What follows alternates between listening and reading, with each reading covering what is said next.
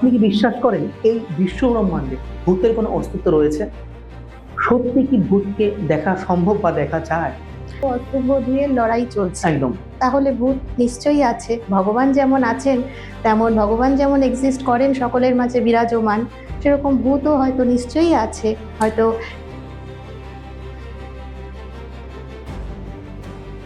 তো কোনো ঘটনার বা অভিজ্ঞতার সাথে মিলে যায়, তাহলে তারা একটা ভৌতিক পরিবেশের মধ্যে ঢুকে যায়।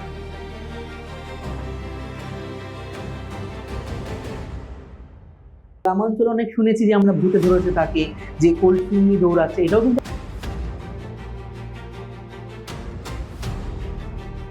কোনো মানুষ যদি নিপীড়িত হয়, অত্যাচারিত হয়, তো বা আত্মহত্যা করে, তো তারপর সেই আত্মা নাকি পুনরায় ফিরে আসে প্রতিশোধের জন্য। বা ঘুমের মধ্যে কিন্তু ভয় পায়। এটা আমাদের ক্ষেত্রেও হয়েছে যে এমন একটা স্বপ্নে কোনো কিছু আসলো বা যাই হোক কিছু একটা, অনেকক্ষণ সেইটা আমরা মন থেকে ভুলতে পারি না। কিন্তু এটা কেন হয়? মনে হয় কেউ যেন আমাদেরকে টেনে নিয়ে যাচ্ছে, বা কেউ চেপে ধরছে খুব জোরে, বা হয়তো অনেকটা উঁচু থেকে আমাদের ফেলে দিচ্ছে। হাত থেকে টর্চটা পড়ে আলোটা নিভে গেল, আমি অন্ধকারে কিচ্ছু দেখতে পাচ্ছি না। আচ্ছা। একদম নিকষ কালো অন্ধকার যেন আমাকে গ্রাস করছে। তো সেই মুহূর্তে আর চারপাশে যে গাছগুলো ছিল, বাঁশ গাছ বা অন্যান্য গাছগুলো, এমনভাবে হাওয়ায় দুলছিল, মনে হচ্ছিল কেউ যেন বসে পা দোলাচ্ছে। তো হঠাৎ করে আমি দেখলাম আমার এই কাঁধের কাছ দিয়ে কোনো একটা কেউ দীর্ঘ নিঃশ্বাস ফেলে বেরিয়ে গেল। কিন্তু তাও আমি বুকে সাহস নিয়ে এখনো যাচ্ছি, এবং এটা জানার পরও যে ওখানে দুজন মানুষ আত্মঘাতী হয়।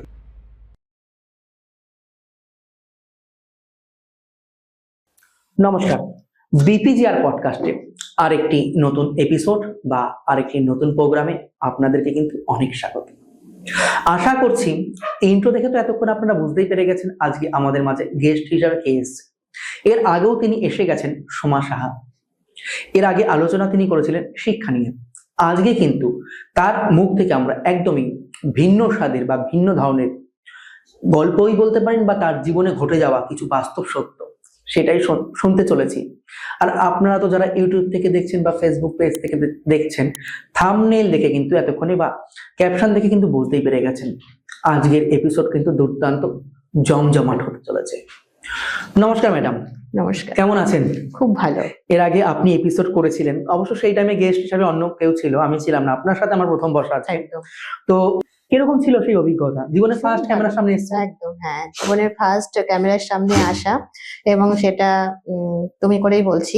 একদম একদম। তোমার জন্যই আসতে পারা, তো খুব ভালো লেগেছিল সেদিনকার অভিজ্ঞতা নিয়ে। আজকে আবার একটা নতুন এপিসোডে এসেছি, তো খুব ভালো লাগছে। আজকে তো একদম আমি প্রথমেই বন্ধুদের কাছে বলে নিয়েছি, ভিন্ন স্বাদের অনেক কিছু জানতে পারবো। ভূত কি? এই বিশ্ব ব্রহ্মাণ্ডের মধ্যে কি সত্যি ভূত রয়েছে? বা বিবিধ প্রশ্ন ভৌতিক জানতে গেলে কিন্তু একদমই শেষ অবধি থাকতে হবে। স্কিপ করলে কিন্তু আপনারা কিছুই বুঝতে পারবেন না। প্রথমে আসবো, আমরা এই যে ভৌতিক বিষয় অনেক কিছু শুনি, অনেকেই বলে যে ভূত আছে, আবার অনেকেই বলে ভূত নেই। আপনি কি বিশ্বাস করেন এই বিশ্ব ব্রহ্মাণ্ডে ভূতের কোনো অস্তিত্ব রয়েছে? আসলে ভৌতিক বিষয় যেটা, সেটা হচ্ছে একটা বিতর্কিত বিষয়। বিতর্কিত, একদম একদম। মানে ভূত আছে কি নেই, এটা সম্পূর্ণই একটা মনস্তাত্ত্বিক, বিজ্ঞান বলে যে এটা মনস্তাত্ত্বিক বিষয়, একটা বিশ্বাস নির্ভর বিষয়। কেউ কেউ বিশ্বাস করেন এর অস্তিত্বে, তারা ভাবেন যে হ্যাঁ, ভূত বলে কিছু একটা আছে। আবার যারা বলেন যে না, আমরা ভূতকে চোখে দেখিনি, আমরা ভূতের কোনো অস্তিত্ব বিশ্বাস করি না। তো যেহেতু এটা বিশ্বাস নির্ভর, তো ধারণাটা এক একজনের কাছে এক এক রকম। একদম, এইটাই হলো বিষয়। মানে এটা যে সঠিক ব্যাখ্যা আজ পর্যন্ত পাওয়া যাচ্ছে না। বৈজ্ঞানিক ভাবে তো এর কোনো ব্যাখ্যাই নেই বৈজ্ঞানিক ভাবে। আচ্ছা, অনেকেই বলে বা অনেকের মুখেই শুনি যে ভূত দেখেছে। সত্যি কি ভূতকে দেখা সম্ভব বা দেখা যায়? আমি আপনাকে বলি বা তোমাকে বলি যে তুমি কি ঈশ্বরকে দেখেছো? না, কিন্তু বিশ্বাস তো করি। আছেন। একদম একদম। তাহলে পৃথিবীতে শুভ অশুভ দুইয়ের লড়াই চলছে। একদম। তাহলে ভূত নিশ্চয়ই আছে। ভগবান যেমন আছেন, তেমন ভগবান যেমন এক্সিস্ট করেন সকলের মাঝে বিরাজমান, সেরকম ভূতও হয়তো নিশ্চয়ই আছে। হয়তো আমরা হয়তো সচরাচর তাকে দেখতে পাচ্ছি না, কিন্তু তার একটা অস্তিত্ব অনেকেই অনুভব করেন। একদম। আসলে দিনের আলো যেরকম আমরা দেখছি, রাতের অন্ধকার দেখছি, তার মানে ভগবান যখন আছে ভূতও রয়েছে। একদম আপনি থাকতেই ব্যক্তিগতভাবে এটা কি মনে করেন? এটা কিন্তু একটা বেশ মানে ইন্টারেস্টিং বিষয় যে মানে একদম। ভূত, ভগবান। আসলে এই ভৌতিক বিষয়টা আমার মাথাতে খুব একটা ছিল না, মানে আমি আসলে একটু সাহসীও বলতে পারো, মানে কিন্তু একটা অভিজ্ঞতা আমার জীবনে কিছুটা পরিবর্তন এনে দিয়েছিল, তো ভৌতিক অভিজ্ঞতা, সেটা নিয়ে আমরা পরে আলোচনা পরবর্তীতে। করছি। তো নিশ্চয়ই এর একটা কিছু একটা বিষয় তো আছেই, না হলে মানে আমি ভয় জিনিসটার সাথে ভীষণভাবে ফাইট করতে পারি। একদম। মানে আমি ভয় পেলাম তো কিছুক্ষণ পর সেই ভয়টা নিয়ে আমি আর বসে থাকি না, ভুলে যাই, বা সেটা ভোলার চেষ্টা করি, মন থেকে তাড়ানোর চেষ্টা করি। কিন্তু এমন অনেক মানুষ আছে যে কি হয়, একটা মানে অন্ধকার, একাকিত্ব, এই ঘটনাগুলো দেখে না তারা নিজেদের মধ্যে একটা ভৌতিক অবয়ব একটা চিন্তা করে ফেলে, আচ্ছা। বা তাদের মধ্যে হয়তো পুরনো কোনো অভিজ্ঞতা আছে বা পুরনো কোনো ঘটনা আছে, সেটা যদি এই বর্তমানে কোনো ঘটনার বা অভিজ্ঞতার সাথে মিলে যায়, তাহলে তারা একটা ভৌতিক পরিবেশের মধ্যে ঢুকে যায় এবং তাদের মানসিকভাবে এবং তাদের মধ্যে একটা আতঙ্কের সৃষ্টি হতে থাকে। মানে জিনিসটা এরকম জায়গায় গিয়ে দাঁড়ালো যে আমরা শুনে আসছি যে বনের বাঘে খায় না মনের ভাগে খায়, মানে আপনার কথা অনুযায়ী সেইটা কিন্তু সম্পূর্ণ অনেক সময় এটা বিভ্রম হতে পারে, এই ভূত দেখার বিষয়টা কিন্তু বিভ্রম হতে পারে বেশিরভাগ ক্ষেত্রেই। তবে গ্রামাঞ্চলে অনেক শুনেছি যে আমরা ভূতে ধরেছে তাকে, যে কলসি নিয়ে দৌড়াচ্ছে, এটাও কিন্তু একটা আশ্চর্যজনক বিষয়। এই ধরনের অনেক ঘটনাই আমি শুনেছি। আবার অনেকে বলে যে মৃত আত্মা ফিরে আসে।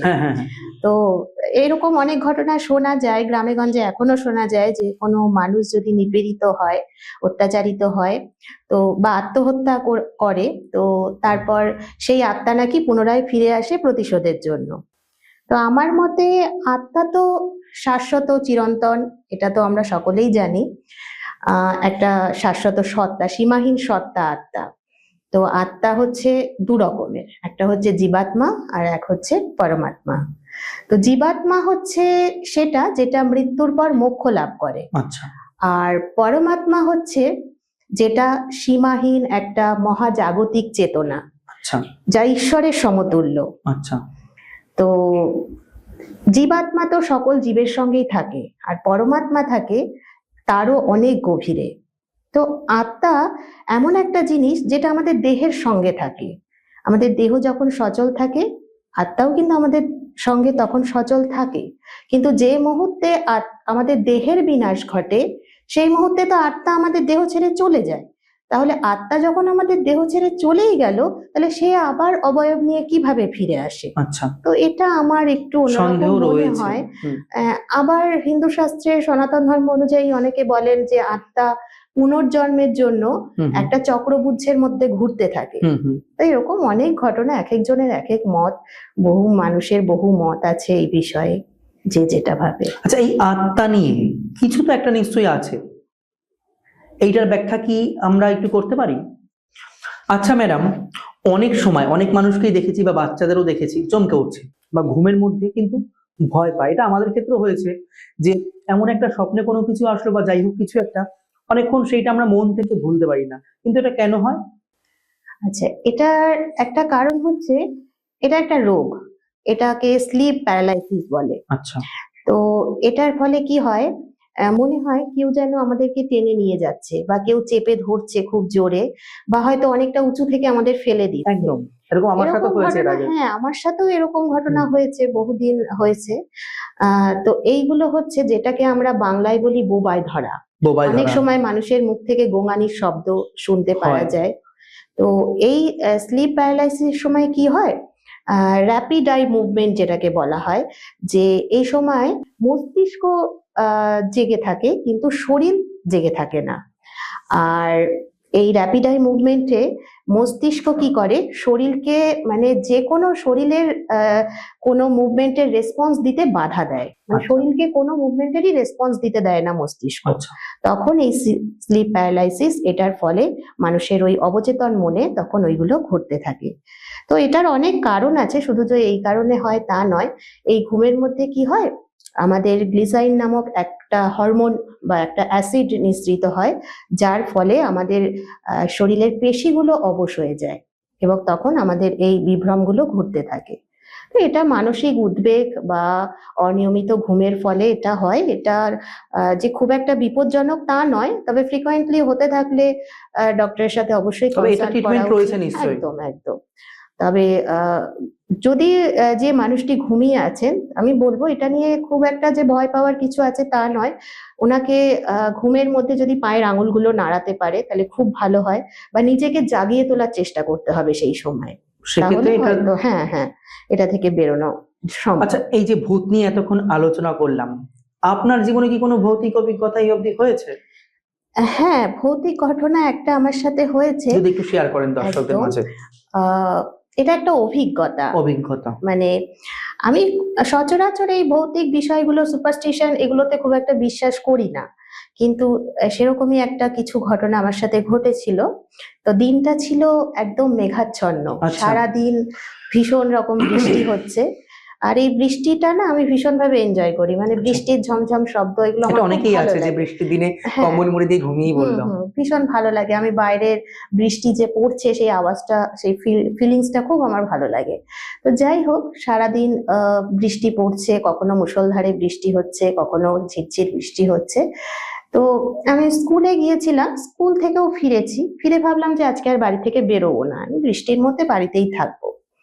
কিন্তু ওই যে নিয়তি টেনে নিয়ে গেল, হঠাৎ করে বৃষ্টিটা একটু কমে গেল, আর আমার কোচিং ছিল। আচ্ছা। তো আমি যেখানে কোচিং করাতে যাই সেই জায়গাটা একটু ভেতর দিকে, মানে লোকালিটি থেকে একদমই ভেতর দিকে, একটু বাঁশঝাড়, পুকুর, গাছপালা। তো যখন আমি এই কোচিংটা ঠিক করেছিলাম তখনই আমার মনের মধ্যে একটা কিরকম হচ্ছিল যে এত দূরে আসাটা না করলেই ভালো হতো। কিন্তু যাই হোক, শুরু যখন করেছি করতেই হবে। তো আমি অগত্যা বেরিয়ে পড়লাম, আমার স্কুটিটা রেখে সেদিন সাইকেল নিয়ে আমি বেরিয়ে পড়লাম। আচ্ছা। তো 5টা থেকে 9:30 অবধি আমার কোচিং থাকে। তো কোচিং থেকে ফিরবো 9:30 বাজে, রাত 9:30। আচ্ছা। তো আমি একটু আগেই ফিরলাম, যে একটু বৃষ্টিটা কমেছে, তখন আবার মানে আমি কোচিং এ যাওয়ার পর থেকে আবার বৃষ্টি শুরু হলো। আচ্ছা। তো যাই হোক, আমি কোচিং থেকে বেরোলাম 9:10-15। আর যে জায়গাটায় আমি যাই ওখানে না মানে মানুষজন খুব কম, বা দু একটা পরিবার যারা আছে তারা ওই 7টা-8টার মধ্যে দরজা বন্ধ করে তারা শুয়ে পড়ে, এরকম আর কি। তো আমি বেরিয়ে আসলাম, গেটটা খুললাম, দোতলা থেকে আমি নিচে নেমে এসে যখন গেটটা খুললাম, হঠাৎ করে লোডশেডিং হয়ে গেল।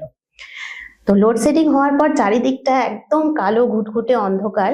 তো যাই হোক, আমি আমার ব্যাগের ভেতর থেকে টর্চ বার করলাম, টর্চ বার করে এক হাতে ছাতা ধরলাম, এক হাতে আমার ব্যাগটা রয়েছে, ব্যাগের স্টুডেন্টের বই খাতা ওগুলো রয়েছে, এবং এক হাতে সাইকেল নিয়ে। একটু প্রবলেমই হচ্ছিল। কষ্টকর বিষয়। হ্যাঁ।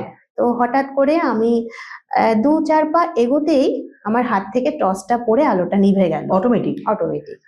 হাত থেকে টর্চটা পড়ে আলোটা নিভে গেল, আমি অন্ধকারে কিচ্ছু দেখতে পাচ্ছি না। আচ্ছা। একদম নিকষ কালো অন্ধকার যেন আমাকে গ্রাস করছে।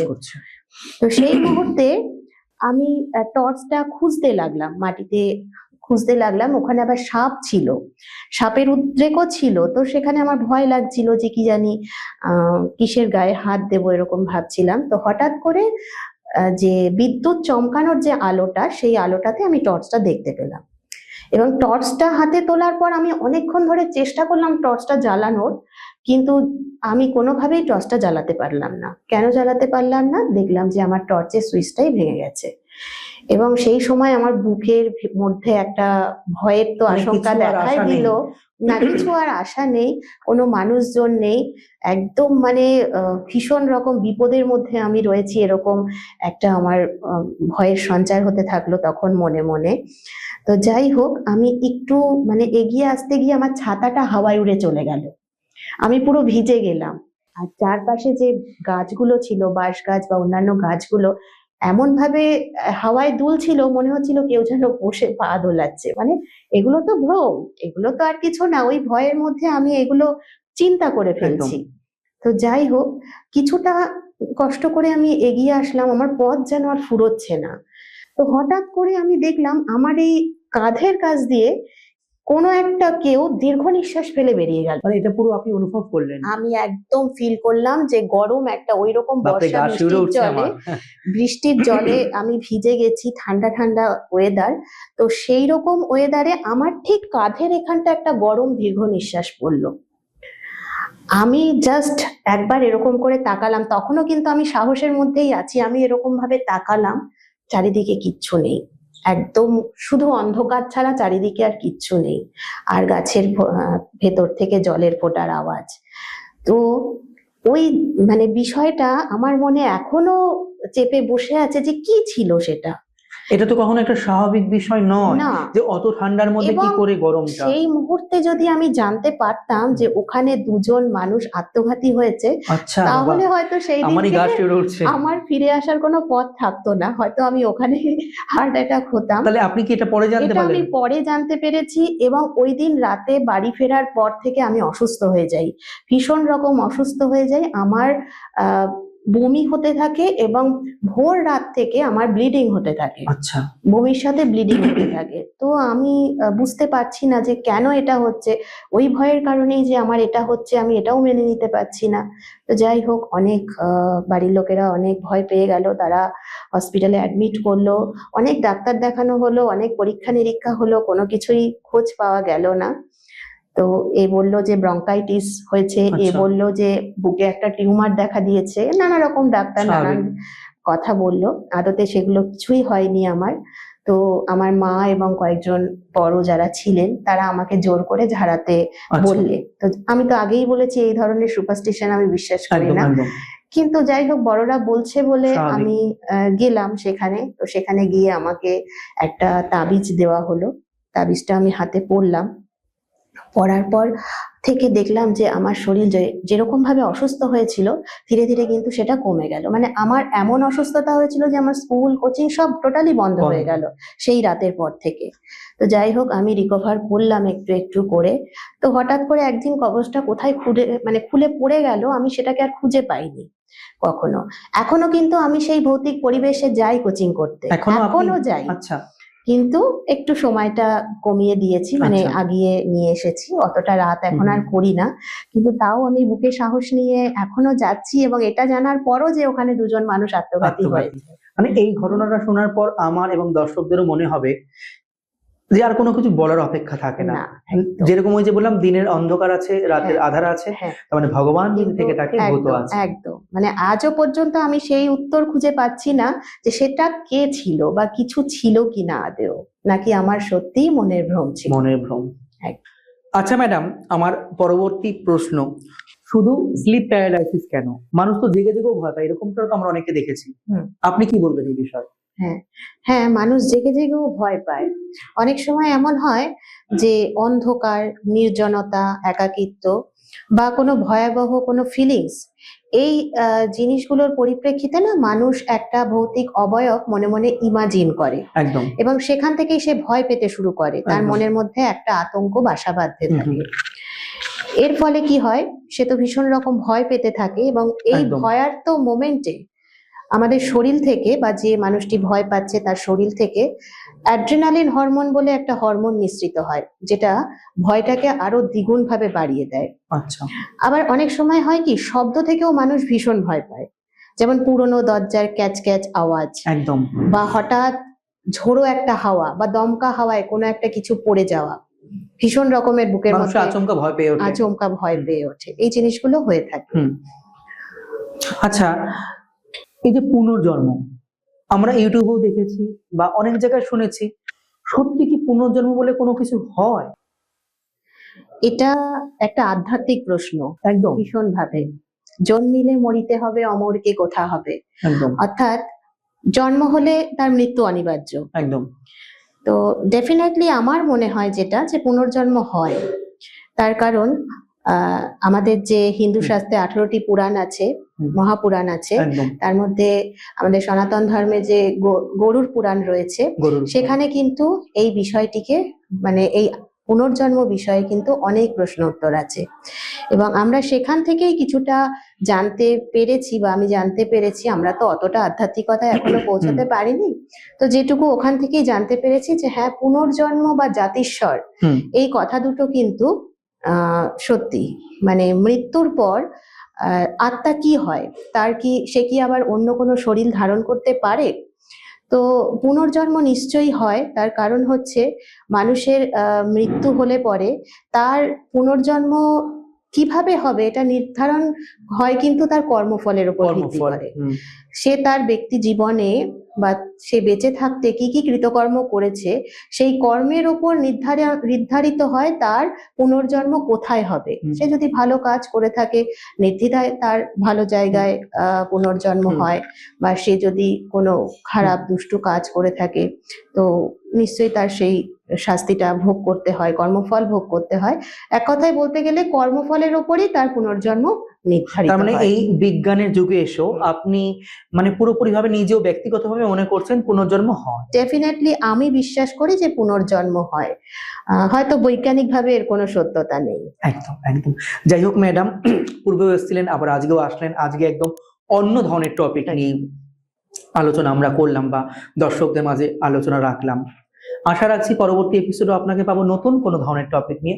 যাই হোক, যারা ক্যামেরার ওপার থেকে দেখছেন, কেমন লাগলো আজকের পডকাস্ট অনুষ্ঠান অবশ্যই কিন্তু কমেন্ট বক্সে লিখে দিতে একদমই ভুলবেন না। আর যারা পডকাস্ট অনুষ্ঠান করতে চাইছেন, স্ক্রিনে দেওয়া নাম্বারটা 7001819001। আর একবার বলছি 7001819001। এই নাম্বারে কিন্তু সরাসরি কি করতে হবে, আমাদেরকে কল করে নিতে হবে। আপনার জীবনের কোনো বাস্তব সত্য ঘটনা কিন্তু আমরা এই অনুষ্ঠানে কিন্তু প্রচার করব। যাই হোক ম্যাডাম, অসংখ্য ধন্যবাদ আপনাকে এই স্টুডিওতে আবার আসার জন্য। নমস্কার।